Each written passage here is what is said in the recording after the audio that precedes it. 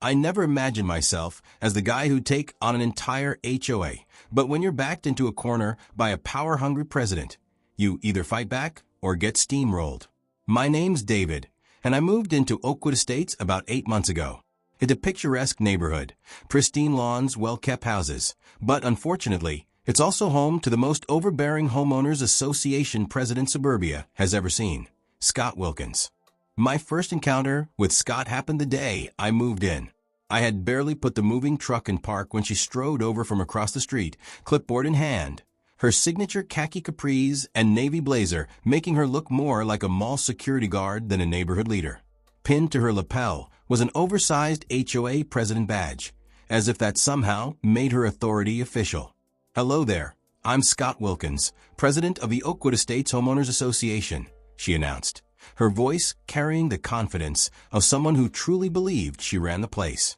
"I see you're moving in today, which is fine, but just so you're aware, moving trucks are only allowed between 9 a.m. and 5 p.m. Yours, by the way, is blocking the sidewalk by precisely 7 inches, which is a violation of Section 12-4 in our bylaws."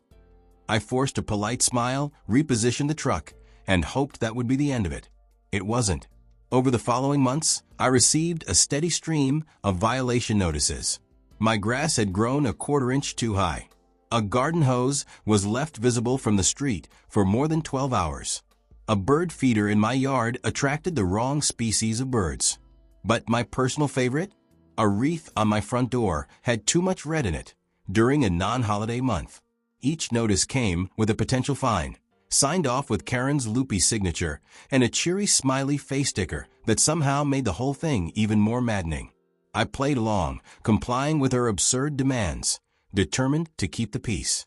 As a software developer who works from home, the last thing I wanted was to get caught up in neighborhood drama. But Scott wasn't content with just dictating what the outside of my house looked like. She started setting her sights on the inside. She organized community walkthroughs, where she and her loyal committee members would press their faces against windows, scrutinizing people's interior decor to make sure it aligned with community aesthetic standards. One afternoon, I caught her in the act. She was standing on my front lawn, hands cupped around her eyes, as she peered through my living room window. "Can I help you with something, Karen?" I asked, having quietly opened the front door. She flinched so hard she nearly trampled her own hydrangeas. "Oh, David, the committee and I were just conducting our quarterly interior compliance review. I happen to notice your curtains appear to be navy blue, which is concerning. Section 17-5 clearly states that window treatments visible from the street must be in neutral or earth tones." "They're black, actually," I corrected her. "And I don't recall anything in the bylaws about interior decor needing HOA approval." Her smile tightened. "Perhaps you haven't received the most recent updates. I'll have a copy sent to you right away. In the meantime, I'll make a note that your curtains need to be replaced within 14 days. Sure enough, the very next day, a fresh copy of the updated bylaws appeared in my mailbox. It looked suspiciously like it had been printed at Karen's house, complete with handwritten amendments that seemed to grant her near-dictatorial control over everything, from interior paint colors to the types of beverages residents could drink on their front porches. And then came the package fiasco. Like most people who work remotely, I order a lot online: computer parts, office supplies, books, the usual. But I started noticing a problem. My tracking info would say a package had been delivered, but when I checked my porch, it was nowhere to be found. The first couple of times, I chalked it up to a simple mistake or maybe even a porch pirate. But then I installed a doorbell camera. What I saw made my blood boil. Karen, in all her self-appointed HOA glory, was strolling up to my porch, inspecting my packages, and then walking off with them. If a box was a certain size or from a specific retailer, she'd snatch it and take it back to her house. Tech items and books seemed to be her favorites. One afternoon, she even had the nerve to open a small package right there on my porch. She peeked inside, slipped whatever was inside into her blazer pocket, and then casually tossed the empty box into my recycling bin before heading home. The audacity was unreal. The next day, I confronted her, politely at first. "Excuse me, Karen, I happened to check my security camera footage, and I noticed you've been taking packages from my porch. Care to explain? Her face flushed for a split second before she quickly recovered. Oh, David, I'm simply fulfilling my duties as HOA president. Section 23-9 states that all deliveries must comply with neighborhood aesthetic standards. I've been temporarily holding packages that don't meet the guidelines. I stared at her. Guidelines? For packages. I already knew she was making this up as she went, but I wanted to hear her say it. Yes, she replied with disturbing confidence. We have rules regarding box sizes, delivery frequency, and visible logos that could disrupt the community's visual harmony. I was planning to return them, of course. I've just been very busy with HOA business. I took a deep breath, keeping my voice steady. Karen, I'd like you to return every single one of my packages immediately, and going forward, I'd appreciate it if you didn't take any more. Her smile turned rigid. Once you fill out a package exemption form and get board approval, I'll be happy to return them. The next meeting is in 3 weeks. And where exactly would I find this form? I asked, already knowing the answer. She hesitated for only a moment before admitting, I'm still drafting it. The package aesthetic guidelines are quite new, you see. But rules are rules, David, even when they're still being finalized. That night, I called the local police non-emergency line. An officer came by and listened to the whole mess. He was sympathetic, but explained that since Scott lived in the neighborhood and claimed she was acting in an official HOA capacity, it wasn't necessarily theft, at least not yet. Legally, it's a gray area, Officer Thompson admitted after reviewing my doorbell footage. She's claiming to have authority, even though it sounds like she's making up the rules as she goes. My advice? Document everything, get a copy of the real bylaws, and talk to some neighbors. I'd bet good money you're not the only one dealing with this. When I started quietly asking around, I uncovered an entire neighborhood living under the oppressive grip of Karen's arbitrary rules. The elderly couple on the corner had been slapped with fines simply because their grandkids visited more than the so-called allowed 3 times a month. A single mother down the block had been written up just for leaving her house too early in the morning to get to work. Every so-called violation seemed less about maintaining order and more about squeezing money out of residents, exerting control, or just feeding Karen's ego. As for my own ordeal, my missing packages miraculously turned up 3 days later, right after I casually mentioned bringing the authorities into the mix. Some of them had clearly been tampered with. One box had been opened and sloppily resealed. My brand new gaming keyboard had strange sticky residue on it, and my programming book had coffee stains smeared across several pages. One package, a small box containing a collectible figurine for my desk, was missing altogether. When I confronted Karen, she insisted she had never seen it and that she had only temporarily secured my deliveries for the sake of the neighborhood's appearance. That was the moment I decided to play the long game. First, I did what any reasonable person dealing with HOA nonsense would do. I read through all 127 mind-numbing pages of the bylaws. And just as I suspected, nowhere did it mention anything about package regulations, community aesthetics regarding deliveries, or the HOA president having the authority to seize residents' mail. But what I did find was something even more interesting. The HOA board was legally required to keep detailed financial records accessible to any homeowner who requested them, as long as they were given 48 hours notice. So, I filed an official request to review the HOA's financial statements for the past year. Scott responded with every excuse in the book. The treasurer was out of town. The records were undergoing a professional audit. A sudden and highly suspicious localized water incident had conveniently damaged the filing cabinet containing financial documents. Meanwhile, I set up an extra security camera with a perfect view of Karen's front porch. What I captured was eye-opening.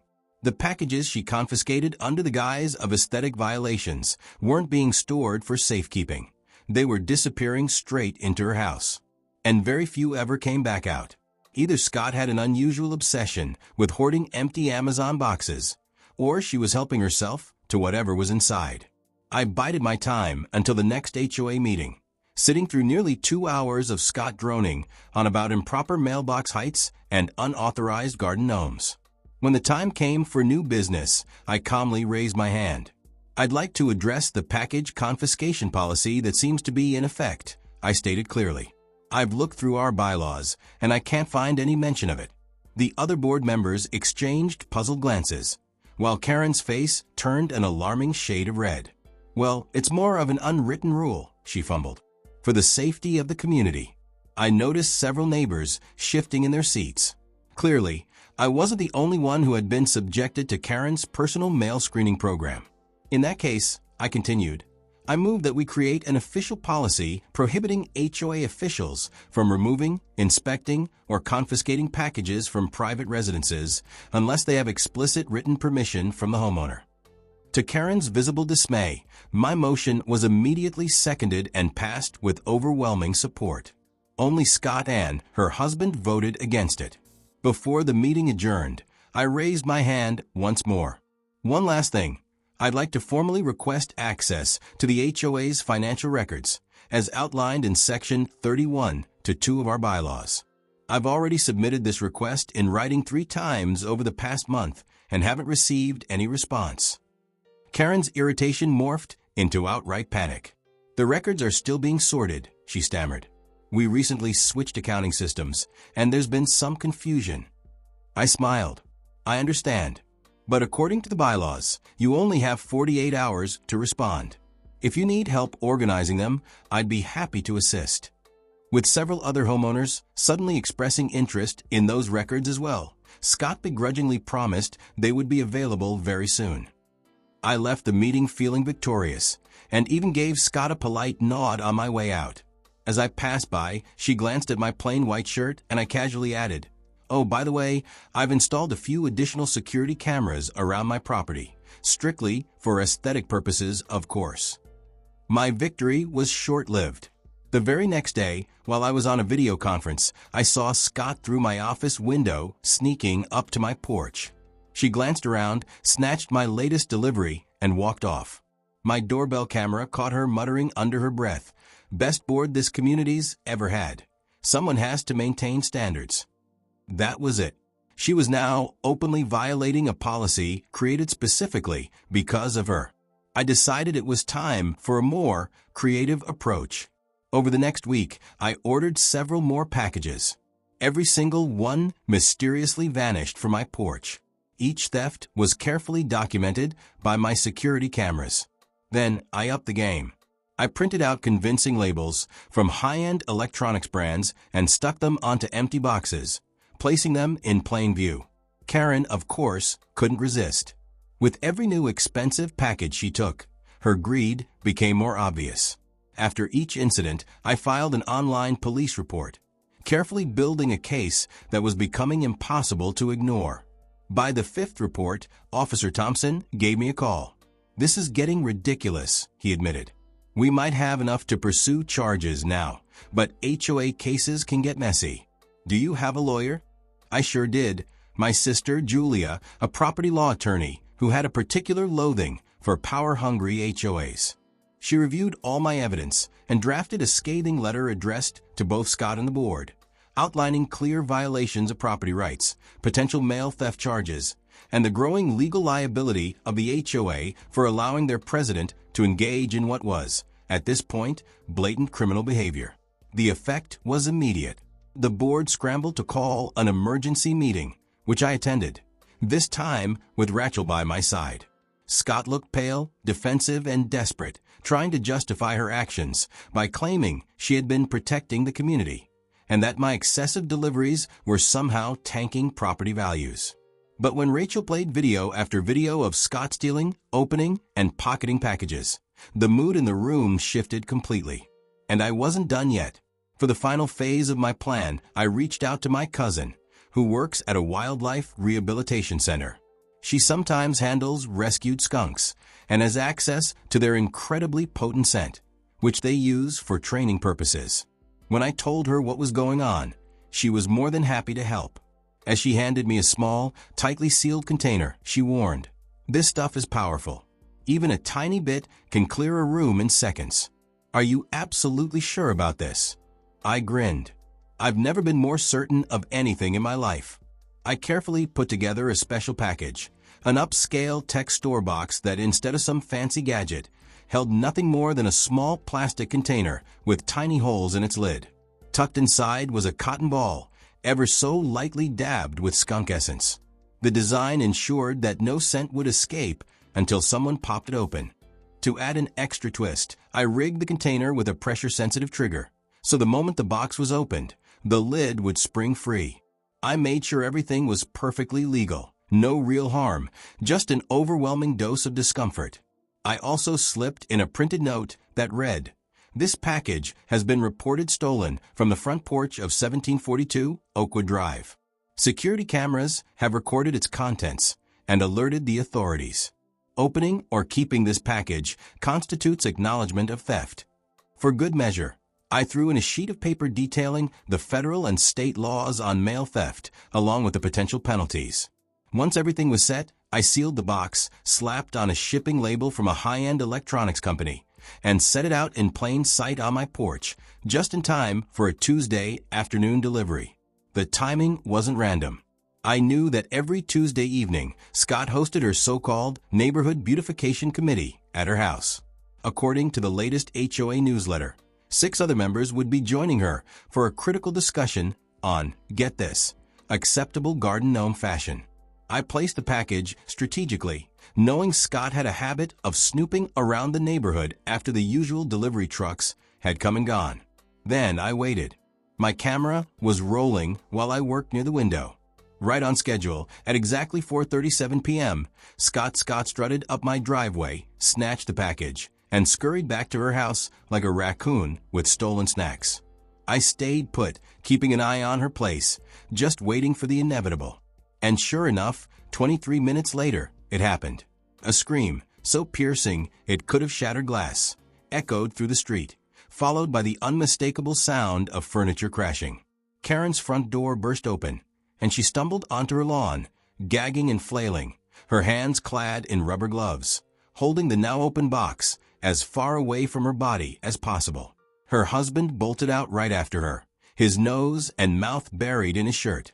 Behind him, the HOA ladies came spilling out of the house in absolute chaos, some coughing, others pressing decorative throw pillows to their faces in a hopeless attempt to block out the overwhelming stench. Karen, usually the picture of polished perfection, looked like a mess. Her meticulously highlighted hair was a disaster. Her eyes were streaming with tears, and her expensive designer outfit was blotched with what I assumed was whatever cleaning solution she desperately grabbed first. "Oh my God! It's a chemical attack," she shrieked. "Someone call 911. I've been assaulted." By now, neighbors were stepping outside, drawn by the commotion. Mrs. Peterson, the retired chemistry teacher from down the street, approached cautiously and took a sniff. "That's not chemicals, dear," she announced loud enough for the whole block to hear. "That's skunk spray. What on earth were you doing with a skunk?" Karen, still dry heaving, shot her a look of pure indignation. "I wasn't doing anything with a skunk," she wailed. "It was in a package that I... Her voice trailed off as she suddenly registered the growing crowd and the very inconvenient truth she was about to admit. "A package that you what, Karen?" I asked, strolling onto her lawn with the rest of the audience. "A package that you took from my porch, maybe? You know, the one with my name on it, delivered just about half an hour ago." Karen's face twisted with rage. You set me up. You've been trying to sabotage my authority from the start." I shrugged, keeping my voice as calm as ever. "I just got a package, Karen. Haven't even opened it yet. Funny thing, though, I've been noticing a few of my packages going missing lately. Weird how this one ended up in your house." When the cops and even a hazmat team showed up, yes, she actually managed to convince emergency services that she'd been the victim of a chemical attack. They quickly determined that, nope, no biohazards here. Just good old-fashioned skunk essence. Disgusting? Absolutely. Dangerous? Not even a little. One of the officers turned to Karen. "Ma'am, can you explain how you ended up with a package that wasn't addressed to you?"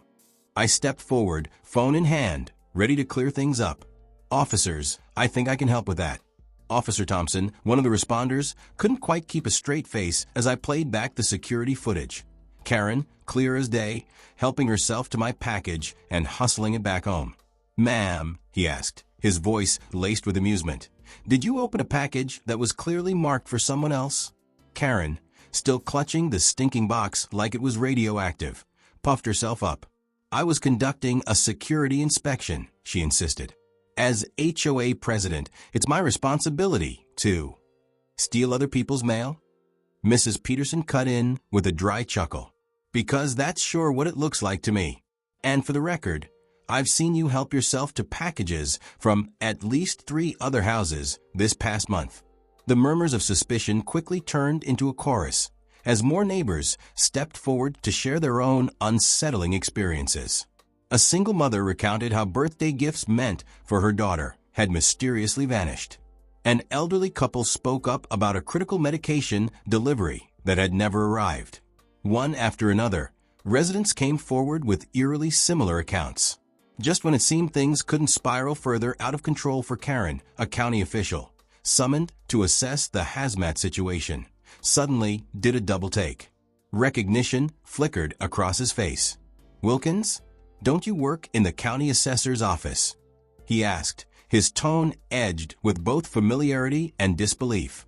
Karen, already flushed from the lingering skunk stench, turned an even deeper shade of red.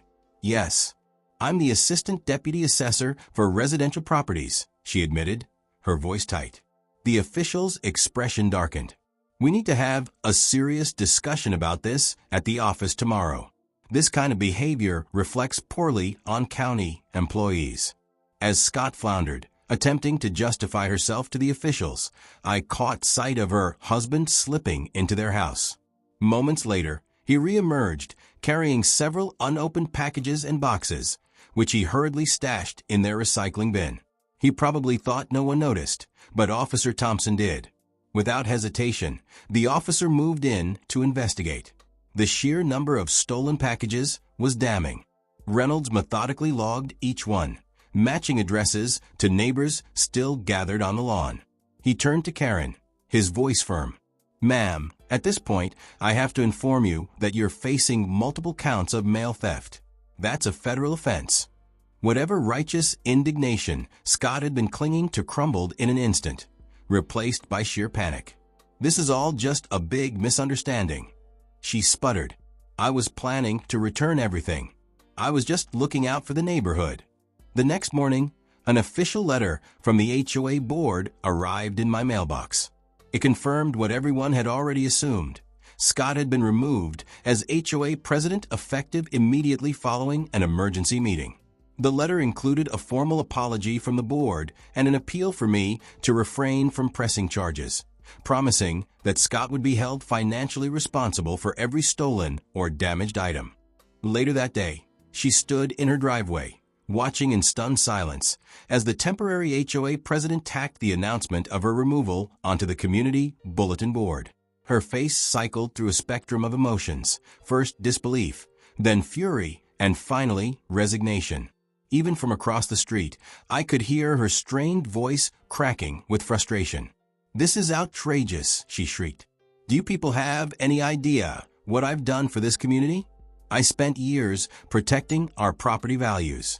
I personally blocked that atrocious basketball hoop from being installed at the Johnson's house. I can still smell that disgusting stench in my home. My designer clothes are ruined. My career, my entire life, might be over. I swear, I'll sue every last one of you for defamation and emotional distress." But no one was listening. The neighbors had already moved on, exchanging phone numbers to plan the first genuinely democratic HOA election Oakwood Estates had ever seen. Some were even discussing a community barbecue to celebrate what they were calling Liberation Day. As for me, I simply sat back on my porch, sipping coffee from a mug that blatantly violated Section 22-7 of Karen's absurdly revised HOA bylaws. No beverage containers exceeding 8 ounces may be visible from the street. And then came the final blow. A police cruiser rolled up Karen's driveway, and Officer Thompson stepped out, clipboard in hand.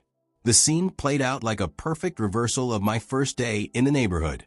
Only this time, it was Scott standing in the spotlight. "Scott Wilkins," Reynolds announced, "I'm here to formally charge you with multiple counts of mail theft, which, as I mentioned yesterday, is a federal offense. Please place your hands behind your back." As the handcuffs snapped into place and Karen's expression twisted into pure disbelief, one thought crossed my mind. In her obsessive quest to control every aspect of this neighborhood, she had finally received a package she couldn't return. Thank you for watching. Subscribe and like.